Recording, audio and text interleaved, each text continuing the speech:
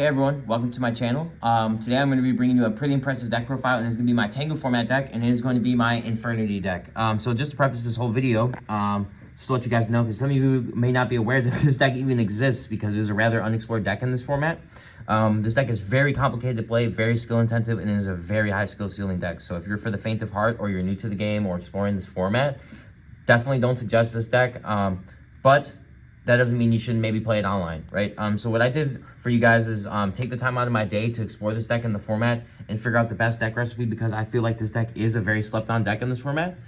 Just because it's hard and difficult to play does not mean it's a bad deck. In fact, it means that the skill ceiling is very high. And once we crack the code on this deck, which is, I feel like it hasn't been happened, or at least until I show you this deck profile, it hasn't been happened. Afterward, we figured it out. But that being said, this deck has weird deck building constraints, right? We see a lot of lists online playing a lot of weird cards, and as I get into the details of mine, you're going to realize why this list is very much different and actually competitive versus what you see online, because the lists online make no sense. So that being said, we're going to get in with the first monsters, and that is the 3 Infernity Archfiend. So in case I didn't mention earlier, Infernity has a game mechanic where they require you to play a hand list, so that means to have no cards in hand. So by having no cards in hand, they all have insanely powerful effects when you resolve them, okay, right? So what he does is a not once per turn, you can, when you special summon with no cards in hand, you can add an Infernity card from your deck to your hand, and that's any time you special summon. So you summon him 5 times, you get 5 searches, right? And on top of that, if you have no cards in hand, when you draw him off the top of your deck, he'll let you special summon him for free and then trigger that search ability. So this is the best top deck in the game, or the best top deck in this format, essentially, and he's your main combo piece. Next, we have the 2 Necromancers. So a lot of us are playing 3. I'm only playing 2 because this is actually one of the worst draws in this deck. This deck actually has a lot of bad dead draws. And as you're going to see, I'm cutting down a lot of those cards to fit just better cards in the deck. And then so he's actually one of the main combo pieces. So what you'll do is he has no cards in hand. He'll let you reborn an Infernity monster. So they'll bring back Archfiend, you'll trigger his search, or you'll bring back the level 1 tuner monster, which will be Infernity Avenger. So we're playing the Avenger build. This is going to let you like level 8 synchros between the 3 of them, 4, 7, and 1, or 4, 3, and 1. And that's going to let you make 100 Eyes Dragon, which is going to allow you to loop the Infernity Archfiend to search multiple Omni-Negates via the trap card, or to search Extender monsters or the Extender spell. And the Extender monster is, of course, the Infernity Mirage. So we're only playing 1, because when you play 2 of this, you lose if you draw 2. So everyone's playing 2. We're only playing 1 because this card is indeed searchable through Sangan, which we're playing in the deck. And you can recur this card off of Leviair, and you can duplicate his ability with 100 Eyes Dragon. So there's never a need to play more than 1. Yes, there may be times you're in that really difficult grind game, but there's multiple ways to recur him and get him back. So we're only going to play the 1. And then just for clarification, what he does is when you have no cards in hand, you contribute himself for cost to summon 2 Infernities exactly with from your graveyard, and then you can't be summoned from the graveyard. So this is the Infernity Launcher card you guys may have been familiar with. Next, we have the broken card on the deck, 3 Tour Guide from the Underworld. So for some reason, no one is playing this card in this deck. Necromancer is a level 3 fiend, you guys. You can summon him right out of the deck. This card also summons cards from your hand, so it empties your hand as well. If you're drawing multiples, not only does it do those 2 merits to it, it also lets you grab Sangan, would let you grab any of these 3 cards, including your Armageddon Knight, your Plague Spreader Zombie, as well as another Tour Guide copy itself. So this lets you get into any of your pieces to have consistency without playing multiple copies of these, because they're literally the worst cards in the deck. You just want them engraved, like I said. So that's where we're playing that. And then it allows us to get into Leviathan Dragon to beat over Thunder King, which is a problem for this deck. And then it also lets you make Leviair for free. So I know there's a lot of stuff that this card's running for this deck. For some reason, people are playing Pot of Duality over this. What are you guys doing? That makes no sense. You guys are playing Inferno and Duality. Probably the slowest Infernity deck I've ever seen in my life is what you guys are playing. Don't do that. Do this. Next, we have the last 4 monsters. So we have 1 Stygian. I was playing 2 before. I realized I only need 1. I keep drawing him. He's terrible in hand. We don't want to discard him off of Grepher. We want to discard our Infernity cards and send him out of the deck with Grepher, obviously. Or we just use him from send from deck, and then we summon our Infernity Archfiend out of our hand, and then we start the combos off from him. So you only need 1, and then he's also recurable with Leviair through our Tour Guide plays to make rank 4s, also bring him back out. Next are our discard monsters. So we have 1 Armageddon Knight, 1 Dark Grepher. We're only playing 1 and 1 because you only need 1 and 1. This one just sends from deck, and then this one lets you get a card out of your hand and send. At first, I was trying to multiple copies of Dark Grepher, actually. I just realized that, like, because I wanted to stop playing Inferno, because Inferno is a really bad card. It takes 1 turn to resolve, and it's literally a -1 to -2. Just to resolve it, just to empty a card out of your deck versus just having good playable cards in your hand.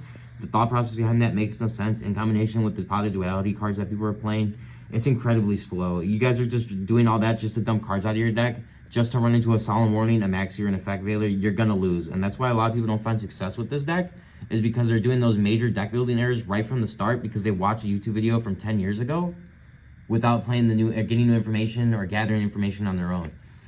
So either way, we're just playing 2 of these, and we're not playing Infernity Inferno just because it's a bad card. And then Tour Guide just gets you in, and you do all the dumping on your own, right? So this deck is just going to kind of filter all the monsters out on their own by playing these 2 cards, by playing Barrier, by actually just normal summoning your monsters, which isn't crazy, right? We can normal summon still. And that's how you're going to get your creatures in play. And the next is the most this card's insane in this deck. This card allows you to make Trishula for free. It lets you get access to level 6 monsters like Brionic to empty your hand, Orient Dragon if you have no cards in hand to banish a Synchro and beat over things, as well as putting follow-up, right? So you can put Archfiend on top of your deck. You can go Archfiend, search Archfiend if you already got the end of your combo line, summon him, put Archfiend on top of your deck, and then make Trishula at the end of your combo. That's literally insane, and you have follow-up. And then you can do the same thing with Mirage too. Let's say you're going combo. You can search Mirage, and then in order to keep your trap cards live, because you have to be handless, like I said, you can use Place Spread Respect, plus summon yourself by putting this on top of your deck now. So now all your trap cards are live during your turn, and you're searching a follow-up card. You have a follow-up card. That's broken. This deck doesn't have options like that. And then by playing this card, now we're getting options to follow-up turns without having to waste our, like, keep a launcher in hand or have our trap cards be dead. This card's crazy. And then also, it's just a free out to stuff, right? Like, if you go Armageddon Knight, you can just Armageddon Knight, send Plague Spreader, make a level 6, and then make Brionic bounce their board, and then you're literally in already. So this card just forces the trap cards to not negate your important cards. That's it for the monsters. It's pretty much short and sweet. Only good cards in this deck at the moment. Next, we're going to get on with the spell cards. These are almost all one-ofs, which I find crazy because one-ofs are good for a reason. They're limited one for a reason, right? Next, we have this card will never go back to 3. This is the almighty Infernity launcher that we all know all too well. What this card does, it allows you to discard a card out of your hand if it's an Infernity monster, and then send it to the graveyard to summon up to 2. Not just 2, up to 2. This card is just insane. Like, the fact that this card even came out at 3 at one point and was legal at 3 just blows my mind, because it's funny, when I was doing my research, they weren't even playing Barrier when this was at 3. They were playing 3 of this, and you just died to them, which is insane. But that being said, not much of an explanation, much more need on him. This card summons 2 from the graveyard. It's your main search piece to keep comboing off and make a 100 Eyes Dragon, and then to keep searching. So this allows you to just keep going. And next, I'll play these rather quickly. We have 1 Dark Hole, 1 Reborn, 1 Foolish Burial, 1 1-for-1, 1 Mind Control, 1 Reinforcement to the Army, and then 1 Book of Moon. So these are just all the staple one-ofs. Like I said, these cards are all have a merit. Dump out a deck, extender, board wipe. We're not playing Heavy Storm because we are technically a back row deck, and trust me, I wanted to fit it just because we're going to search traps, right? Like, if we know we're going to go for game, it doesn't matter if we Heavy Storm because we're killing them. But the thing is I just don't want dead cards. Like I said, I want to play only good cards in this deck, and so that's how we, of course, landed on these 7 one-ofs. And then, of course, because we need to have some type of back row removal, we have 2 MST. This is just obviously good. Stops all the back rows. Just clear stuff out of the way before you start playing. It's not much to say about that. And then next, we get these out of the way. We have the 3 Upstart Goblins. So this is just making the card a 37 card deck. Unfortunately, this does make Archfiend miss timing because you'll gain 1,000 life points after you draw him. But that's not necessarily the point. It's just the fact that we need to deck thin. And so, like, one thing that I noticed about this deck is, like, first or second turn into the game, you're going to dump a bunch of darks out of your deck. And then, like, your Upstart Goblins become better because now you're going to be start drawing into those power spells that are all one-ofs, or you're going to be drawing into broken trap cards that we have here. So this card's very viable in the deck, and it's just, like, much better than Duality. Duality is just conflicting. I want to go off on turn 1. You want to do that. You want to summon Tour Guide. It baits Veilers and Maxis, and, like, we need to get to those cards, and this allows us to not play shit cards in the deck. We're playing Upstart Goblin. We're drawing cards. Like, there's not much to play over that one. Next is the trap card. So this is what you guys already know. We have the 3 insane Infernity barriers and Infernity breaks. So, I mean, for those of you who don't know, what makes this deck insane in this format is we have access to a searchable Omni Negate. No other deck in this format has access to this card. So what this card does, obviously, is insulate all of your plays when you do want to go out, setting it the turn prior. So that way when they try to Maxi, Veiler you, or Orange Light you, all the hand traps, it stops that. That's insane. That's game breaking. This deck actually is an insane agent matchup because they can't deal with counter traps, right? And they're only, like, Christia beats everything. There's no doubt about that, but you can even barrier the Christia effect. This card counters everything in the metagame, and it stops hand traps. That's why this card is insanely relevant to me. And then, I mean, it's at 3. Like I said, what makes this deck broken is the fact that we can search Omni Negates. What can you do about that? Make 2 to 3 synchros with follow-up, like I said, and then backing up with, like, 2 barriers and a break, or another monster hand like Mirage or my launcher, it's certain victory, and that's what people don't understand about this deck is like, yeah, you have to grind to get this to the level 8 play, which I could do a quick demonstration of at the end of the video. But when you get there, you win. It's without a doubt a win. Someone the other day was playing some hero deck, and they tried to grind through 3 barriers in a break, and I was like, oh, you're literally watching, like, you literally sat through this full combo just to lose. Like, you're literally letting me beat your ass.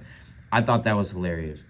And then also break. Sorry, I know I talk about barrier a lot just because I'm a big fan of that card. This one is just Raigeki break for free. So this one I do try to play. I want to play multiple copies of just because this is a real back row card, and I am on less back row removal. It's just that unfortunately it's a pretty shitty draw. It takes cards engraved to trigger, and earlier on in the game it's just not good to banish our monsters. So we need to like, this card's only good after resolve combo, unfortunately, and that's why we can't play it more than one copy, although I want to. And then next we have, this card's insane, Double Call on, and this card's at 2 in this format, which I find pretty awesome.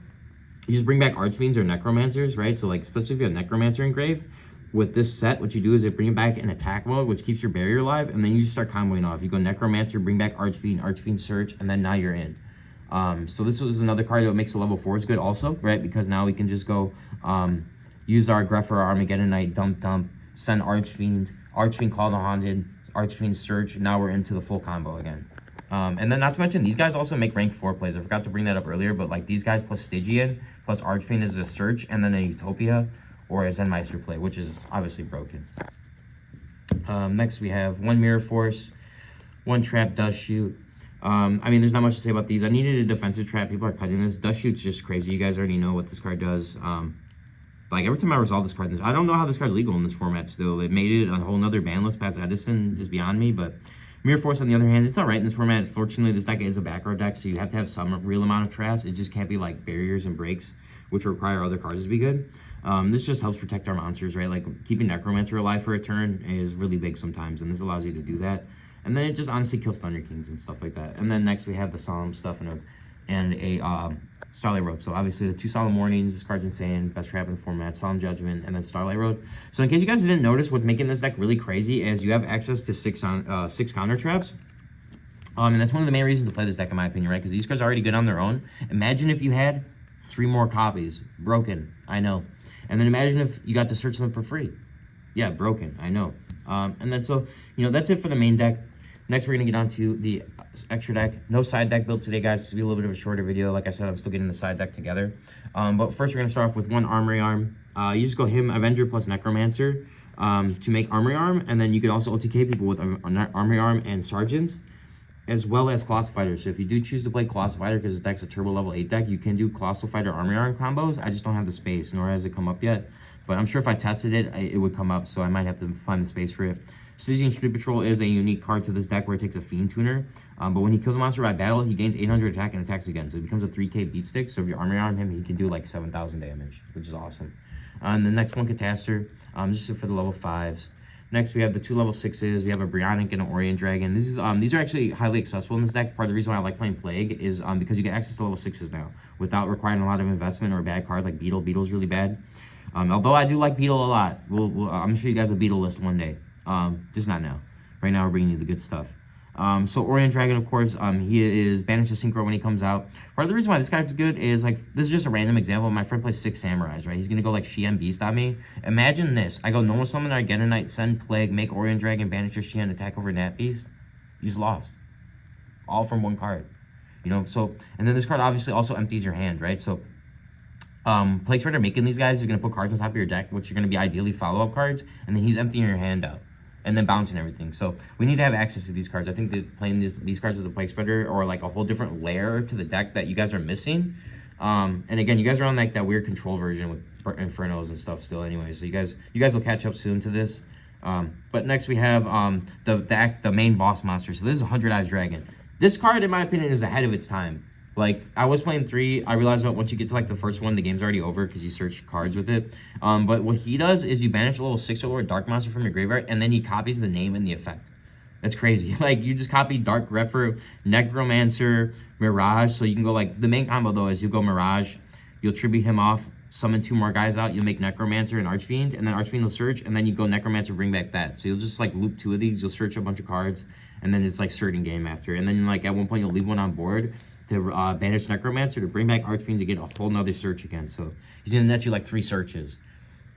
Next is Doom Dragon. This card's crazy, actually. I didn't realize how powerful this card was. Versus when you just search a bunch of trap cards and you sit on him and his pop every single turn, where you just like pop their set monster, pop their set monster, pop their set monster, or normal summon, and then you're backing up with traps. It's really oppressive, and he's 3,000 attack points. That's another thing that's weird about this deck is like these boss monsters are 3,000 attack points, so it beats over everything in the format. And it's just honestly, it's kind of random. Like you beat over Stardust, you beat over Hyperion, which is 2,700. That's huge. Just literally like going combo, beating over that stuff without having to make actual outs for them. Like you just initially like play into their board and you kill them. That's awesome. Next to the last 2 level 8s are Stardust Dragon, Scrap Dragon. Not much to say about them. Trishula, this is part of the reason I wanted to play Plague is because this card's crazy. This is what got this card. This deck got this card hit to 1 in the first place. So why wouldn't we build the deck into playing him, right? What you do is you just get Necromancer, Archfiend out, and then he makes Trishula, and then Trishula rips a card from them. And then you have Plague Engrave and stuff like that. So this card's broken. And then next are the rank 4 is Zenmeister Utopia.